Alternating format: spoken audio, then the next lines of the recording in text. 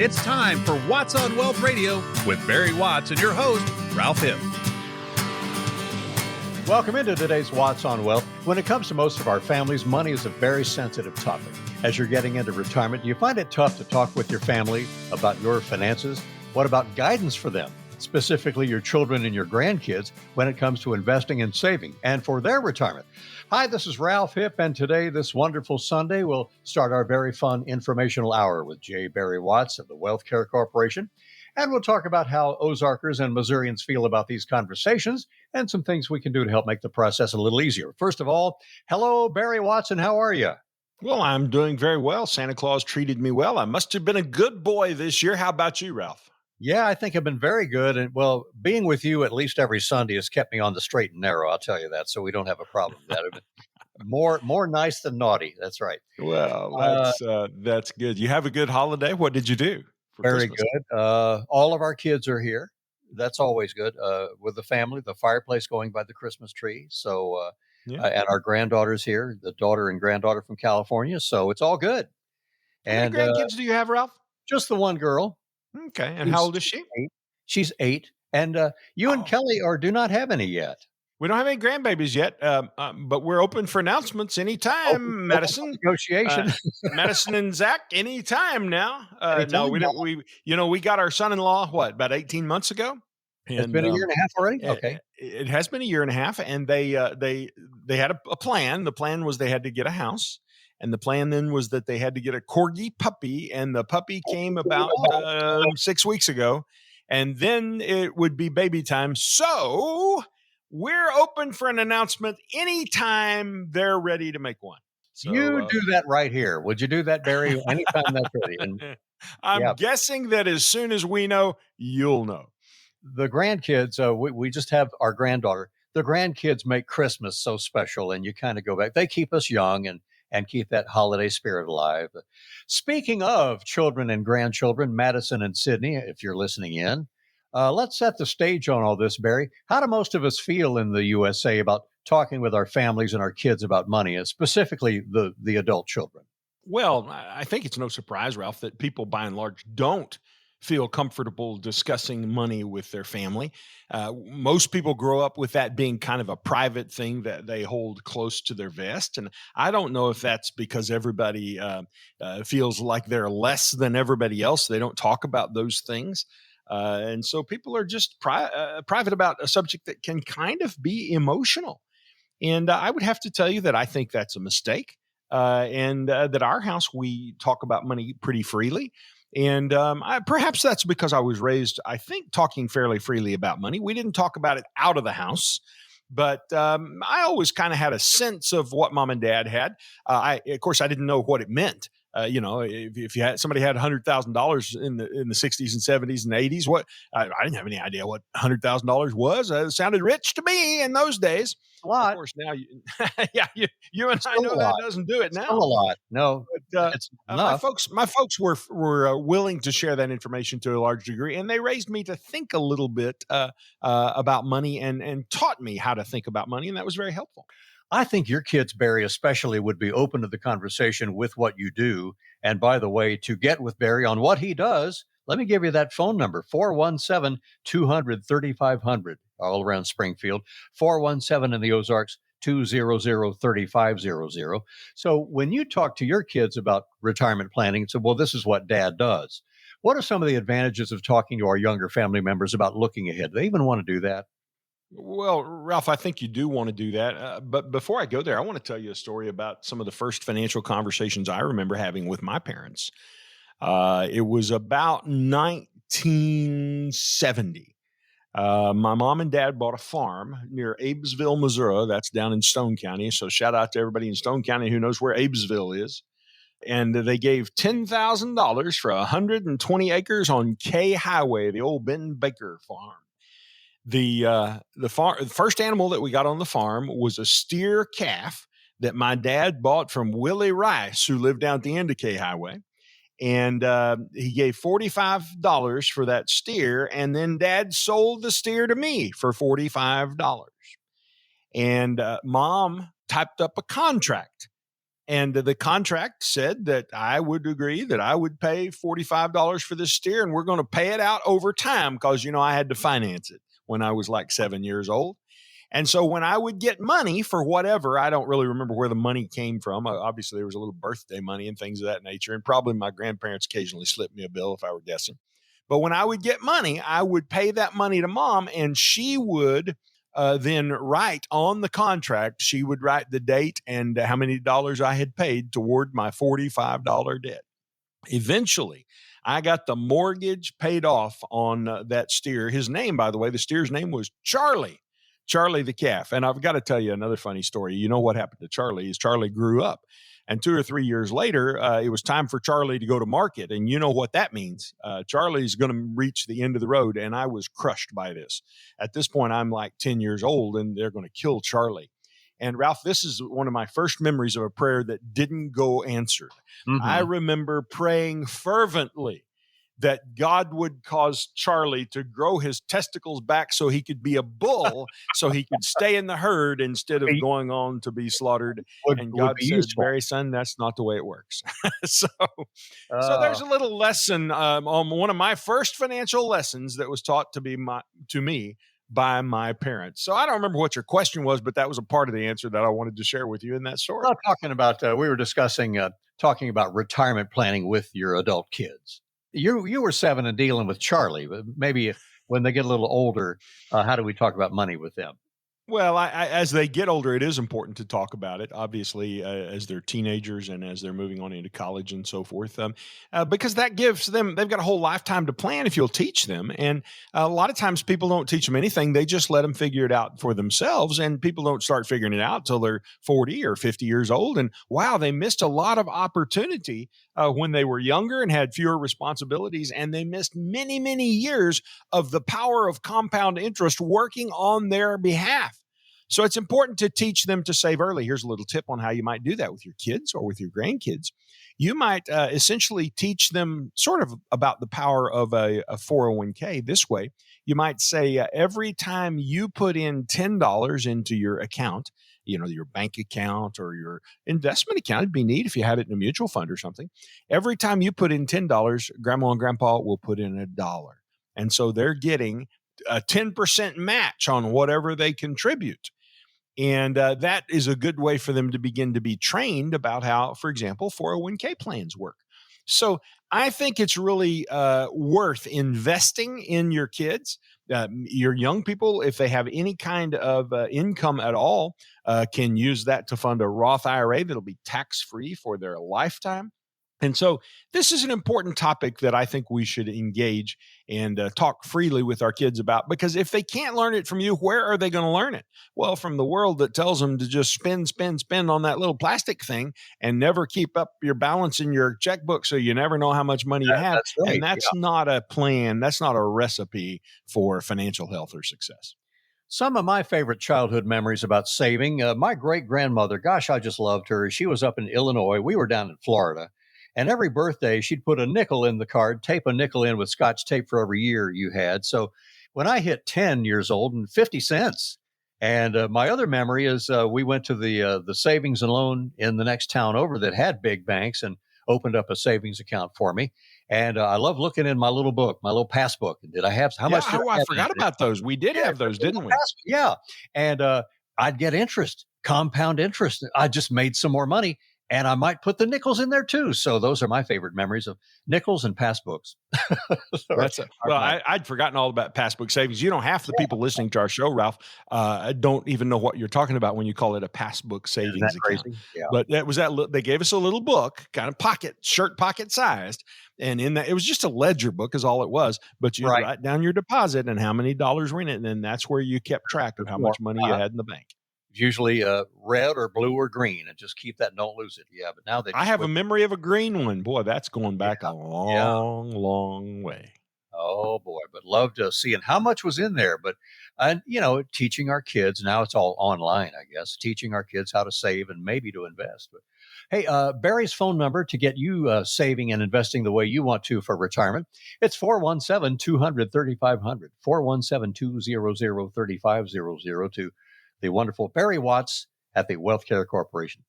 So I enjoyed the nickels in the past book and talking with my dad about that. Are people usually, they're not very comfortable talking about saving and investing for people who have a hard time discussing any kind of money situation? Well, no, I don't think people are comfortable with that. In fact, there's been some research on that. Bankrate did a survey, and they found that only 38% of U.S. adults say that they're comfortable discussing their bank account balance with friends and family. And, I mean, I don't discuss that with friends and family unless there's a purpose for that conversation. Right. But I think we ought to be free to engage that. And sometimes the purpose is just teaching your kids how things work. There was another survey done by the Securities Industry and Financial Markets Association Foundation, the charitable arm of that organization, that found that only 22% of parents felt like they were completely confident in their ability to teach their children the basics of investing. And that means that if you don't teach them, then they're not going to learn it and they're not going to know it. And it's going to be your fault. So, when you have those babies, the fun of making them, you just take on some responsibilities. And one of the responsibilities, and frankly, this is the simplest one perhaps, is just teaching them the basics about finance and how things work. Your parents taught you that. Don't you remember? Money doesn't grow on trees. Sure. And that was one of the lessons that we needed to learn. How you going to pay for that? When I was 7 years old, 7 was a big year for me, Ralph. I bought my own baseball mitt. It was a red first baseman's glove. I bought it at the Walmart in Aurora. And I believe I gave $8 for it, and I wrote a check because I had a checking account when I was 8 years old. We got those too, yes. So, Mom and Dad started me off right. I appreciate them doing that. They're good people. If you know them, Jim and Cheryl Watts down in Republic, a big shout out to them. Say hi to Mom and Dad. I love them so much. Looking forward to seeing them here somewhere over the New Year's break. We also had them here for Christmas at the house, and they're doing well in their 80s, and it's wonderful to get to be with them. And I appreciate all they've given to me and done for me. It's wonderful, friends, isn't it? Being able to be with both your parents over the holidays and with your children, and for Barry and Kelly, hopefully someday the grandkids, having the generations up and down and all around. It's a great thing. One more memory, Barry, before we hit our first commercial break here for you. I would go to Burger King and get a Whopper, and I would write a check for $2.90 for the whole meal. I didn't even have $3 in my pocket. That's funny that Burger King would take a check. They did for $2.90, and now you just whip out the plastic for $12. Can you imagine the look on the face of the teenager across the counter if you tried to write a check? Would they even know what you were doing? That would be a really funny thing to do today. Yeah. So you beat me on that one, bud. I never wrote a check for a meal at Burger King. Never has happened. That could be a very weird stray memory there, but I do remember doing that, and then write that down in my ledger, the money that's going out as opposed to the money that's coming in. Do you have more going out than coming in? Well, we'll talk about that. And Barry and I are talking about money with your kids and grandkids as Watts on Wealth continues right after this message. The pace of inflation may change, but it never disappears. How might it affect your retirement nest egg? Get the answers by calling Barry Watts at 417-200-3500. Once more, that's 417-200-3500.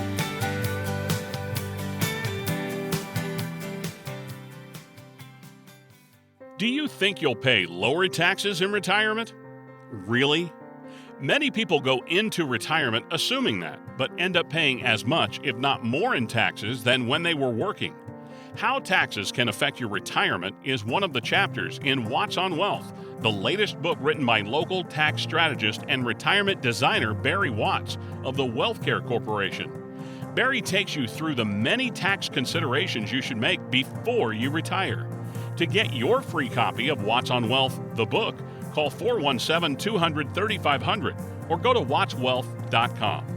The book is full of actionable retirement tips and strategies Barry has gathered from his more than 30-year career in helping families just like yours retire successfully. Get your free copy of Watts on Wealth, the book, now by calling 417-200-3500 or go to wattswealth.com. Advisory services provided through Wealthcare Asset Management, LLC. If you're pondering the longevity of your retirement savings with questions like, Is my nest egg sufficient? Or how long will my retirement funds last? Consider scheduling a session with Barry Watts. Text VISIT to 417-200-3500. Again, that's text VISIT to 417-200-3500 now to set up your appointment. Welcome back in this Sunday. We're glad you're with us, hopefully for the whole hour. Watts on Wealth with J. Barry Watts of the Wealth Care Corporation, and I'm your host, Ralph Hibb. We're talking about talking with your kids and grandkids about investing and saving and money in general. We've covered, Barry, that people, whether they don't feel like they're able to confidently talk over these issues, but do people around Missouri, do they generally want to be able to talk about money more often? Well, I think they do. The majority agree it is an important responsibility to teach their children. In fact, 74% of parents said they would move their children to a different school if it offered financial education and investment courses. They would change schools if it offered financial education and investment courses. That's 3 out of 4 parents. So that's a pretty big number, and I think it tells what we need. Now, I have been told that the school system offers something like that. Our kids were in the public schools in Rogersville, but I'm guessing that it's a light version of what we're talking about because they've got so many other things to teach. And, if they could actually teach a kid to balance a checkbook, that probably would be a significant accomplishment in junior high and high school itself. But what we need to do is just remove the taboos that surround the topic of money, and we need to help people increase their understanding. And I'm happy to help the people that I can help with that. We work hard to do that when I have the opportunity, certainly with my family. And I coach also my clients on some suggestions and ways that they might be able to educate their own children. And so I think it's important because young people are really interested in the topic. That's interesting that 3 out of 4 parents said they would move their kids to another school. And I think that when they offer it and call it financial literacy, a lot of the students are very interested in taking that course. Do you think that young people don't want to discuss finances, or they're very, very interested in it? Well, I think they're very, very interested in it. In fact, there's been surveys on that. And more than half of Gen Z adults said that they were comfortable talking about money with the people closest to them. So apparently it's a very popular topic for younger adults. It's just old codgers like us who, held our passbook savings account close to our vest, and we didn't let anybody know. Well, what was it we were preserving by not letting anybody know? But are you that rich? No, most of us aren't. Are you that poor? Probably most of us aren't, but we just never were willing to save that information. Barry, if we have a bunch or we do not have a bunch of money, how do you help us in a situation like this? With the writings you've done, articles in your book, Watts on Wealth? Well, I don't know that there's much in Watts on Wealth on that particular topic, but a few years ago, I did write an article. In fact, we'll make it available to anyone who wants it. I'll tell you how to get that in a moment. The article is called The 6 Financial Steps for the Launch of Your Child. 6 financial steps for the launch of your child. And this came about when Madison graduated from college. And I just sat down with her and I went over 6 things that I wanted her to know, and I typed them all out. And the first thing that I told her, there's 6 steps. The first one was this. I told her she should give away 10% of her income. My wife and I have a religious conviction that we should tithe. That means a 10th. And we've taught that to our girls. But even if you don't have that spiritual conviction about giving, I think it's still a prudent way to live, because if you'll think about a crop farmer, when he harvests all of his corn in the fall, he doesn't eat all the corn. He sets some of it aside to be reinvested back into the ground so that he'll have a harvest in the future. That's called seed corn. And so I think socially and in life, this idea of giving away 10% is kind of investing seed corn back in the ground of the society that you live in. Now, the second principle that I taught Mads, step number 2, was this. I told her that she should commit to saving 20% for herself. So notice we gave away 10%, we saved 20%, and then she could live on 70%. And so the saving of the 20% then, here's how I told her to do it. I said, step number 3, put it into your 401k up to the maximum amount that your employer will match. Now, in Madison's case, that was 6%. So of the 20% she's saving, 6% needs to go into the 401k, and that leaves 14% left. So with the remaining 14%, I told her in step number 4, begin putting that money into a savings account until she had accumulated 6 months worth of income in that account. Now, that's not savings to be used on trips or Christmas or new furniture or fun things. If you want to save for something like that, that's great, but that's not what this money is for. This money is being tucked away for emergencies. So when the transmission goes out on the car, she needs to replace an air conditioner, has a health expense, she's got the money to do that. And I wanted her to be saving that money until she had 6 months worth of living expense. And one day, about a year later, she called me and she said, "Hey, Dad, I got 6 months worth. What do we do next?" Well, that's the opportunity, step number 5, to begin redirecting that money into some different kind of savings and investment account. Mutual funds or stocks are applicable for some people. I didn't tell Madison to do that. I actually directed my young daughter to start putting money into a life insurance retirement program called a LERP plan. And that's a strategy where the money she puts in there will actually grow at stock market rates of return, but it grows in the account tax-free. And in addition to that, growing tax-free, it creates money that she can take out of her account in the future tax-free. And it also creates an account that will provide for her if she ever had a long-term care need. And it'll provide for her if she ever wanted to access, or if she ever passed away and she needed that money to go to her children. So I was already setting her up for those grandkids that I'm about to have, hopefully at some point in the near future. So those are the steps that we would use if we were setting a client up on how to handle their money. And then the final thing I taught her was this. I said, "Mad, when you get a bonus or salary raise along the years, here's what I want you to do with it. I want you to take 50% of whatever your bonus or salary raise is and increase your lifestyle. But I want you to take the other 50% and I want you to add that to the amount of money that you're saving." And I explained to her that if she would follow that, then she would be set. She would have what she needed. And she's, I think, on the path to do that now. I'm not even 30 years old yet. And so that's the approach I used, called the 6 steps for the financial launch of your child. If you would like a copy of that article, we'll be happy to email it out to you. The easiest way probably to make that happen is just text the word Madison, Madison. That's my oldest daughter. Text Madison to 417-200-3500. That's 417-200-3500. And when the word Madison hits the screen, my staff are going to come to me and say, "What were you talking about on the radio that's got people texting the word Madison?"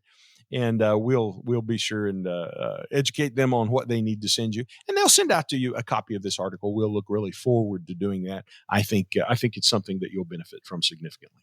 Yeah, I think people will call you also, Barry. What was that LERP you guys were talking about? I want to know about that. They may ask about that. And also, how can I get your book? You can also text BOOK, text BOOK to that same number, 417-200-3500 for the Watts on Wealth book. Well, Barry, of course, retirement's not an individual thing that we keep to ourselves. It really is a planning conversation, a family conversation.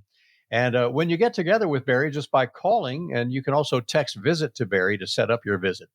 He can talk to you about some of the main risks to your retirement out there, taxes and market volatility and inflation, help you legitimately reduce your taxes in the future, preserve what you've saved, and toward the end, those legacy inheritance goals for your family, for your loved ones, and how that would fit into your overall strategy.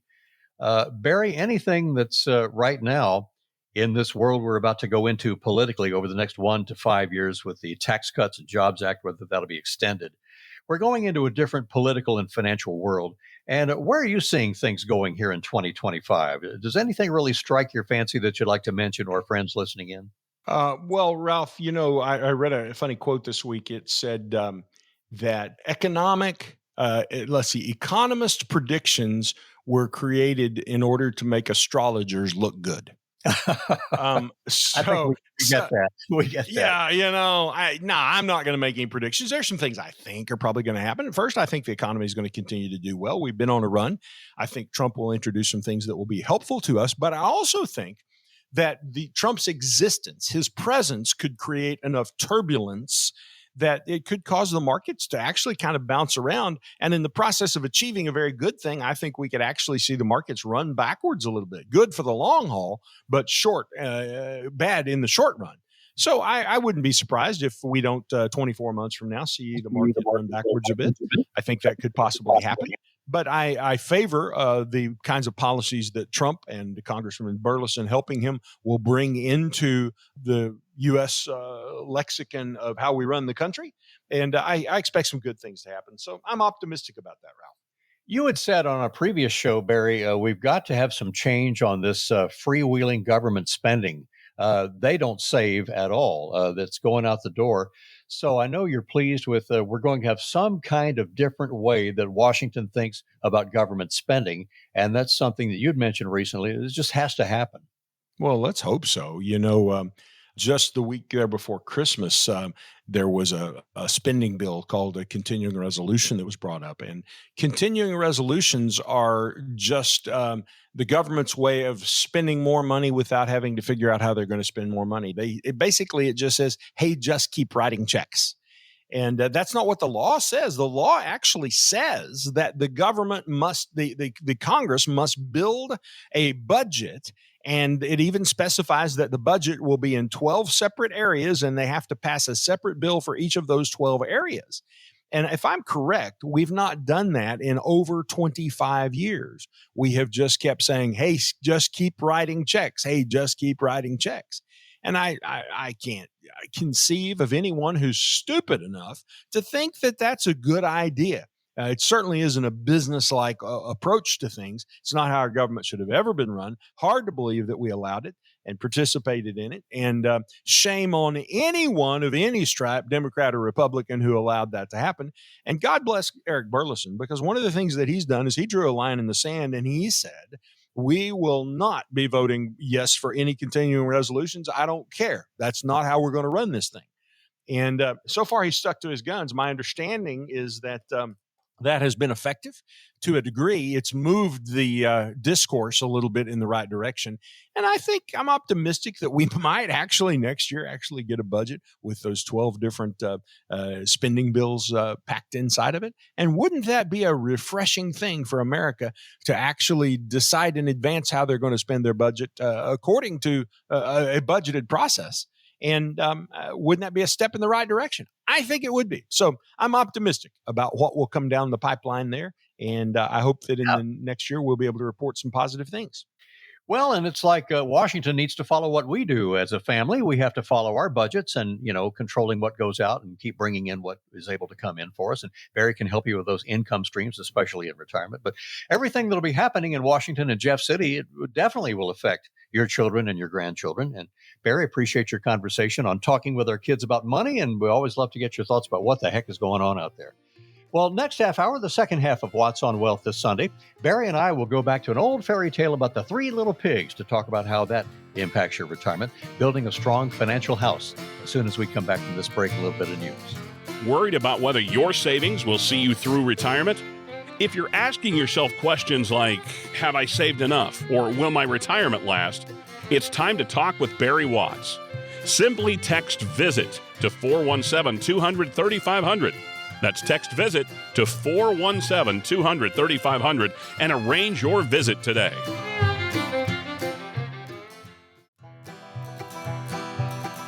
Life is full of uncertainties, but your retirement plan should not be one of them. Don't let market fluctuations dictate your future. Contact Barry Watts to secure your retirement today at 417-200-3500. Again, that's 417-200-3500. Watts on Wealth is the name of the radio show every Sunday morning right here. Glad to have you along with J. Barry Watts of the Wealth Care Corporation. I'm Ralph Hibb, the first former anchor man of KSPR. I will never forget my wonderful days in Springfield with you folks, and now back on the air in Springfield with Barry Watts, and it's been a blessing and a treasure and a pleasure. I want to hearken back to this fairy tale about the three little pigs and the big bad wolf. Who is the big bad wolf for you right now? So we'll find that out. The wolf would huff and puff and blow your house down, except for that last one. The earlier ones were built with straw and the stronger ones built with bricks. Same goes for your financial house, especially in retirement. Should be just as strong. So we're going to help you this half hour get your house in order. And Barry, you remember the story. Why is it so critical to build a sturdy financial house for retirement? Ralph, I remember another story, one that I learned in vacation Bible school. We sang a little song that said, Huh? "The wise man built his house upon the rock. The wise Yes. man built his house upon the rock." And we said, "And the foolish man built his house upon the sand. The foolish man built his house upon the sand. And then the rains came tumbling down. The rains came down and the floods came up, and the house on the sand went splash." And so that song was to help children learn about the importance of building their life on the foundation of a relationship with Jesus Christ. And I'm so grateful that I was taught to do that, because it has helped me to endure many storms. Now, I want you to notice, Ralph, the concept there was building your house on a strong foundation. And the reason that's important is because storms are going to come. We cannot avoid them. Jesus said, "In this life, you will have trouble." But he said, "Take care, or take courage, rather, because I have overcome the world." And so think about some economic storms we've experienced. In 2008, we had a housing market collapse. If you remember, the subprime mortgage meltdown, the Great Recession, there were over 10 million people who lost their homes. I'd say that's a storm. People saw their IRA and 401k accounts melt by 38%. I'd say that's a storm. Every year we have clients in our practice whose spouses die. And one of the things that happens when your spouse dies is typically your income tax bracket will increase. So, for example, if you make $75,000 and you're married, you're in the 12% bracket. But if you make $75,000 and you're single, that's a 22% bracket. So it goes from 12% to 22%. Now you're scratching your head. You're saying, "Well, Barry, that's about a 10% increase." No, it's not. It's an 83% increase. You're paying 83% higher taxes just because you suddenly found yourself single instead of married when your spouse happened to die. And to compound that, then, when your spouse dies, another storm that happens is you lose about half of your Social Security. So those are some big storms. I've got a friend right now who lives out in Fordland whose husband was just recently diagnosed with Alzheimer's. And they're in their early 60s. They aren't even on Medicare yet. And they can't afford some of the treatments. I'd call that a storm. So, Ralph, there are storms that are going to come, and we need to be prepared for those. And one of the ways that we help retirees to prepare for storms is we teach them about how to build a financial house, the architecture of the financial architecture of a retirement house. And that's the important thing that we want our clients to understand. It's astounding, Barry, the similarities between constructing an actual house and constructing a retirement a solid house. Same concepts. Now, getting back to, we don't want to build our house on the sand. We want to build it on the rock. Where do we start on that strong foundation? How do we begin? Well, we do start with the foundation. The foundation is critically important. And, the foundation is not very sexy because the foundation is just concrete down in the ground and nobody ever comments on it, as opposed to people coming into your house and saying, "Oh, your draperies are lovely. I love your cabinets. Your countertops are beautiful." Nobody ever says anything positive about the concrete that your foundation is on. But if you happen to be at your house when the tornado comes and you're able to run down in the scuttle hole and get in the foundation, or maybe you've got a full basement and you can get in there and be protected. Oh, now suddenly foundations in concrete are pretty sexy. And so we help people to find protected principal foundations of several types. Now, these are not all available every day. I'll tell you perhaps about some as we go along that have been available in the past, but they just give you good examples. One example of it is we had a big bank that was FDIC insured. And this bank was offering a 3-year note, FDIC insured, that would pay you out 100% of whatever the S&P 500 produced in that period of time, up to a cap of 24%. So your return is going to be over that 3 years, 0% at the bottom, 24% at the top, somewhere between 0 and 24%. The worst you can do is get all your principal handed back to you. That is a way that we construct a foundation. That's just one element that we might use to put the foundation in place, called protected principal. And protected principal is a really, really important place for us to start putting the foundation in order. And people think they've got a foundation protected principal when they really don't have. And that's something that's really important for us to keep in mind. I want to throw this into the equation, Barry, that game Jenga. And my granddaughter and I, we like to play Jenga. And you put the blocks down, 3 this way, 3 that way, build it up to the top. Then you start pulling stuff out. So you keep pulling them out till the whole thing falls over. So that's my next question. What happens? How does it fall over if just one block, one little part of our financial house has been overlooked and we've ignored it? Well, I think if you have to decide to be weak somewhere and be strong somewhere, you want to be strong in the foundation and weak up on the top of the roof. I don't think you ought to be weak anywhere. But, even the Bible speaks to that in Psalm 11, chapter 3, Psalm chapter 11, verse 3. It says, let's see, I'm trying to remember what the paraphrase is there. It says, if the foundations are destroyed, what can you do? Well, so even in Bible days, they understood the power of a strong foundation. Let me give you an example of some cases that I've seen where this has come into play. We had a guy we were talking to up in Polk County recently who he took his 401k out. He's still working, but he took his 401k out because he'd reached age 59 and a half. You can do that. Generally a good idea. And he wanted to put it somewhere that he thought would be safe. So he put it into an annuity. And he came and showed me what he had done. And the problem was when you read the paperwork on the annuity, it said in plain English, this does not guarantee your principal. So he had bought what he thought was a foundational investment that he understood to be protecting him, that right in plain English on the paperwork, it says this does not protect you. This does not guarantee your principal. And so the point is you've got to know what you're doing. You've got to know what components should go into a foundation, what things you don't want in the foundation. And I think it's important to realize that you can't have everything in the foundation because you need your portfolio to grow. So you need walls on your house. You need a roof on your house. But having a solid foundation in place is just critically important. And getting that strength in place and getting your foundation straight and true is the first step to being sure that when you build the walls, then the walls look straight and true as well. Nobody starts out without a plan from the architect and the blueprint for the house, and inch by inch to set the specifications of exactly what you want. Same for retirement planning. And how do we get your help, hopefully help from Barry Watts, creating this blueprint for retirement in our financial house?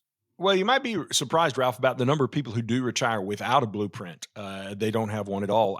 One of our visits that we actually have with people that we're onboarding as clients is actually called the blueprint visit. The first visit where we really just understand where they are and get kind of a view of what we think their situation is. And then we double down on that with what we call the evaluation visit, because we dig into their numbers and prove the numbers out and see, are they really going to have enough income to last their lifetime? Do they really have their long-term care problems solved and so forth? And then the third visit after that is the blueprint visit. That's where we map out the steps that we're going to take, and we explain each step, what it is, how it works, and what it will do for them. What people need to understand is they don't have to do this for themselves. They don't even have to think about it. They don't have to fret about it. Think about going to the doctor, Ralph. Most people aren't sitting around looking at a catalog trying to pick out the medicines that they want to take before they go to the doctor. They go to the doctor and tell him where it hurts, and they let the doctor prescribe the medicine. Well, it ought to be that way when you're dealing with somebody in the financial world. You don't have to worry about these things. You come sit down, let us ask some questions to determine where it hurts, and then we'll find the medicine that might be best for you. So a question that comes to mind, Ralph, is why do people feel obligated to go figure this out on themselves? It happens all the time. People will tell me how they're figuring and working and fretting and so forth. The reason I think people feel obligated is because they don't trust the financial community, because they're accustomed to dealing with financial salespeople, people who have a product to sell them and who get paid according to the product that they sell. And I just want you to understand, the Wealthcare Corporation, we're different. That's not how we work. We get paid for advice, not for selling you a particular product. It's immaterial to us which product you choose. We're going to show you product A and product B, explain to you how both of them work, and let you choose the one that most meets your needs. So we get paid for helping you sort through that and understand what your options are, but not for actually the selection of the particular financial product that you want to use. So I think it's important to just understand you don't have to fret about this. You don't have to worry about this. It's safe to come just sit down, spill the beans, say, here's my story. Here's what I've got. Here's what I'm trying to accomplish. What's the best way for me to get there? And I'm going to have a lot more questions that I'll ask. But in the process, we're able to build for you a strategy on this house concept that we're talking about that has a good solid foundation, that has a powerful set of walls, and has a beautiful roof up on top that will really work for most folks. And it's a lot of fun to get to help people build those retirement houses.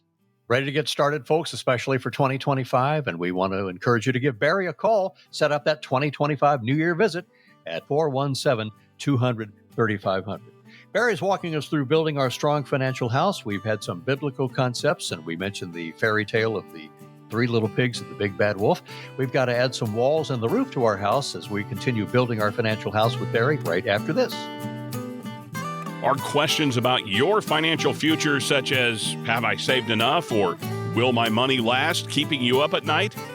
Reach out to Barry Watts by texting VISIT to 417-200-3500. Again, that's text the word VISIT to 417-200-3500 to schedule your consultation today.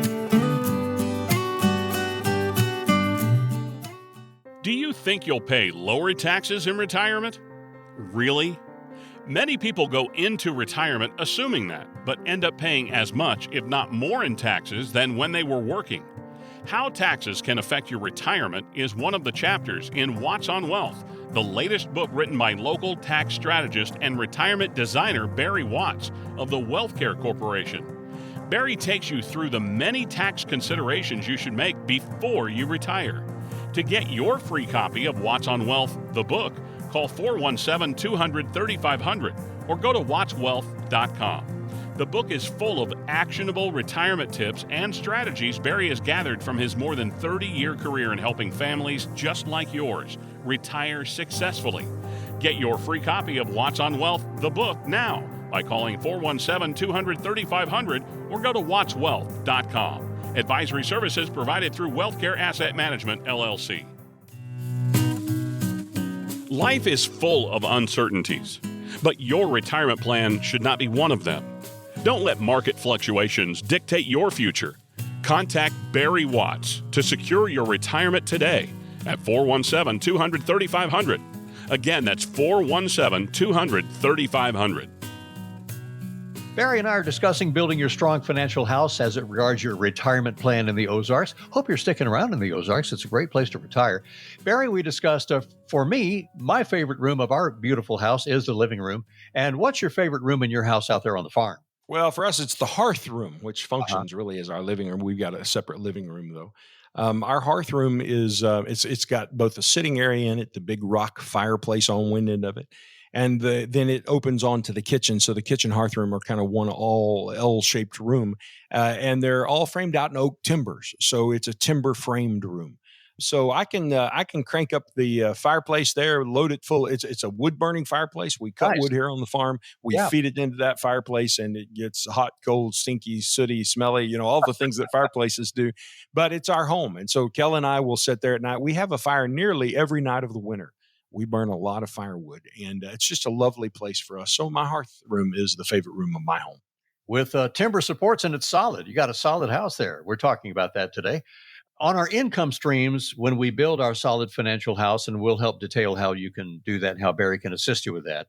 What happens if we fall short on our income streams? A lot of us have our pension, if we're lucky, our IRAs and retirement accounts and Social Security. Does our house weaken, Barry, if we have shortfalls of income where the streams are shut off to us?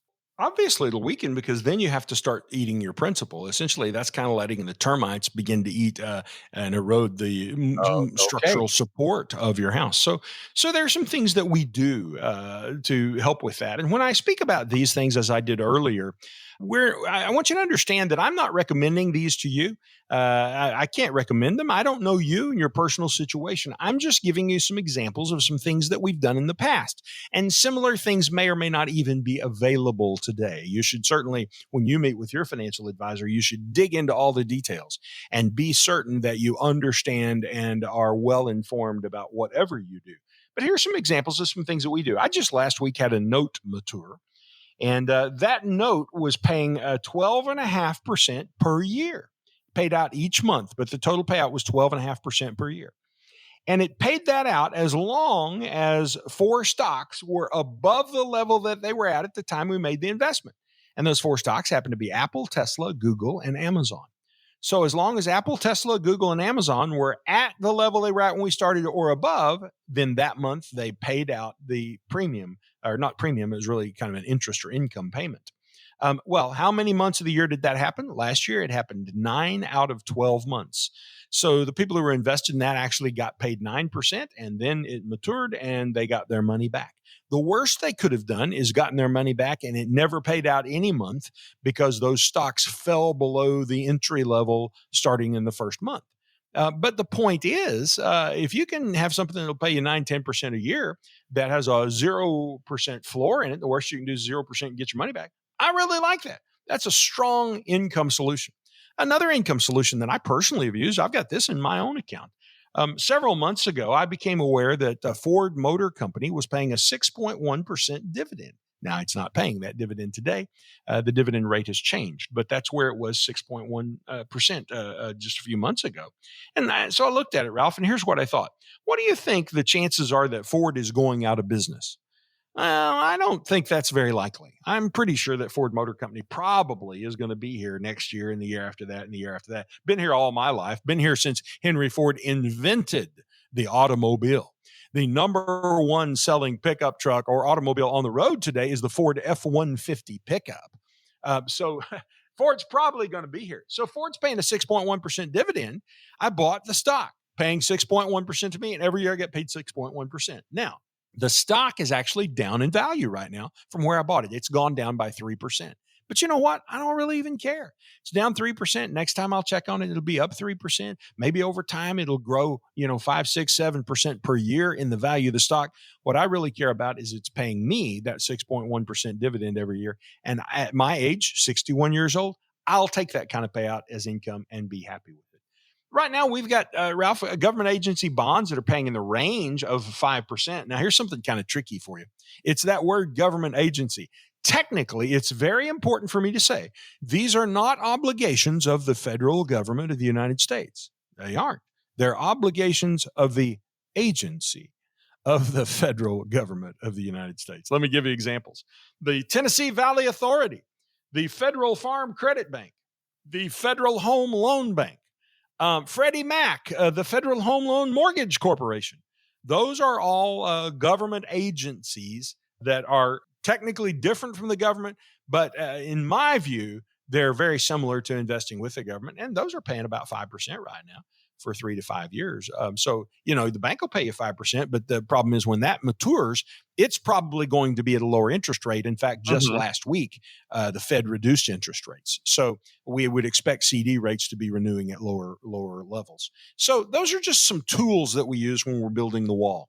Maybe none of them are available. Maybe none of them are appropriate for you. We have to figure that out when the time comes, bearing in mind that, investment can involve risk. But you notice all the things I talked to you about pretty much there had most of their risk neutralized except for that Ford stock. And it could theoretically go to zero, but I'm willing to take that risk. I don't think that's too likely to occur.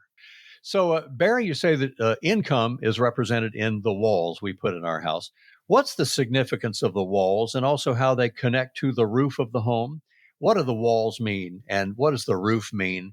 And probably as we're getting to the middle range of our retirement years in financing and planning. Well, really 3 separate things that we need our money to do. First of all, we need it to be there. That's why we protect it. But secondly, we need income from our money because that's what we live on. So that's why once we've got the foundation in place, we put walls up and we assign the task of generating income to the walls. We call that the walls is the income generation portion of the house. And then, of course, every house has got to have a roof on it so that the rains don't come into the house. And that's the portion of the portfolio that we assign for growth. That's where there's also more risk because we're using growth-oriented stocks up there. Now, you could back up and use my previous analogy about Ford and say, well, isn't Ford, that's a stock, so isn't there risk there? Yes, there is. I commented on that.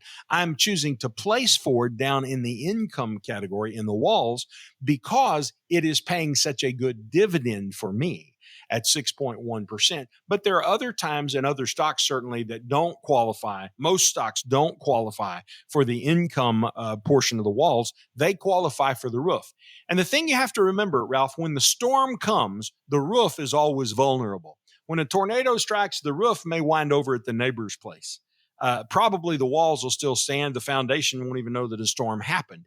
And so that's the way we build out portfolios. And we actually sit down and talk with clients about how much they want in each of those particular categories.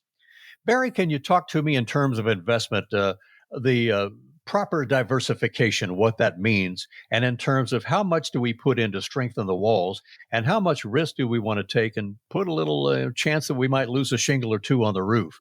How do we do that dance and find that sweet spot of a conservative or a little bit of risky investment? Well, Ralph, I start the question by asking the client. We actually draw the wall out on, or the house out on the wall on a whiteboard.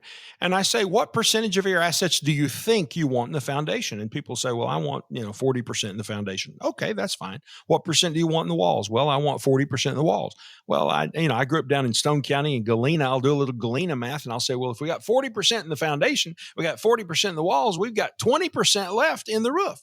So that's what we call a 40-40-20 plan. And then I take that the client has given me, it's their number, and we then model that out. And we say, if we had a plan like that, what kind of income does it generate? What kind of security does it provide? And how does it help us to achieve income all the way to age 100? And what are the tax implications of following a plan like that? And if it all works and everything's fine and there are no problems, then a 40-40-20 plan is what that client gets. And sometimes it works, but sometimes it doesn't work for a variety of reasons. It doesn't fit. And then we back up and we say, okay, we have to adjust this. In your case, we need a 55-35. What have I got left? 55-35. I think I've got 10 left if I did the math right. 10 there. right. Yeah. Uh-huh. So that what you need is a 55-35-10 plan, and we show them how it works. So we let the client talk about what they want first, and we try to see if what they've asked for will fit and work. Because if it will, that's actually fabulous. Now, you mentioned the word diversification a moment ago, Ralph, and we see people all the time who think they're diversified who aren't. They may own 500 different stocks. Let me say it differently. They may own 10 different mutual funds. And in the 10 different mutual funds, they may own well over 500 different stocks. I would say they could own probably, as many as 200 stocks per fund. So that'd be 2,000 stocks. And they say, I'm diversified. Well, here's a little secret for you don't know. Mutual fund managers get bonused each year on how they perform against the S&P 500. And as long as they're close to the S&P 500, they get their bonus. And so what that means is they build their mutual funds to kind of mimic the S&P 500. So people will come in owning 10 different funds saying, well, I'm really well diversified. But when you dig into what each of those funds own, each of them is really just some version of an S&P 500 fund, and they own many of the same investments in each of the 10 funds. That's not diversification at all. When it comes to investment, there are two types of risks that you have to protect yourself against. They are systematic risks and non-systematic risks. Now, in 2008, everything lost money. Large company stocks and small stocks all lost money. Value stocks and growth stocks all lost money. International stocks and domestic stocks all lost money. There was no place to hide, and it's because the entire financial system was threatened by the Great Recession, and everybody went down in 2008 if they remained invested in the stock market during that time. So when we're building the architecture of a financial house, we want to protect against both systematic risk, but also against non-systematic risk. And that is the way you properly diversify and protect yourself, not by buying 10 different mutual funds from 3 different advisors and hoping for the best. That's just a recipe for disaster. Barry, sure enjoyed talking to you about this. It's a good topic. It was great being with you today, Ralph. And thanks for joining us, friends. That'll do it for Watts on Wealth. For Barry Watts and the whole team, 2025, here we come at the Wealth Care Corporation. I'm Ralph Hipp, and we'll hear you and see you again next time. Thank you for stopping by Watts on Wealth. If you would like Barry and his team to help you make a plan to get to and through retirement, or would simply like a second opinion on your current plan, give us a call today at 417-200-3500. That's 417-200-3500. And join us again next week for Watts on Wealth. WealthCare Corporation provides tax strategy, tax compliance, accounting, and insurance services through its affiliate American Tax Strategies, LLC. Investment advisory services are provided by WealthCare Asset Management, LLC, an SEC-registered investment advisor. Investing involves risk, including the potential loss of principal. Past performance never guarantees future results. Any references to protection, safety, or lifetime income generally refer to fixed insurance products, never securities or investments. Insurance guarantees are backed by the financial strength and claims-paying abilities of the issuing carrier. This radio show is intended for information and entertainment purposes only and should not be used as the basis for personal financial decisions without first consulting a qualified advisor. The information and opinions you've heard are believed reliable but cannot be guaranteed as to accuracy and completeness.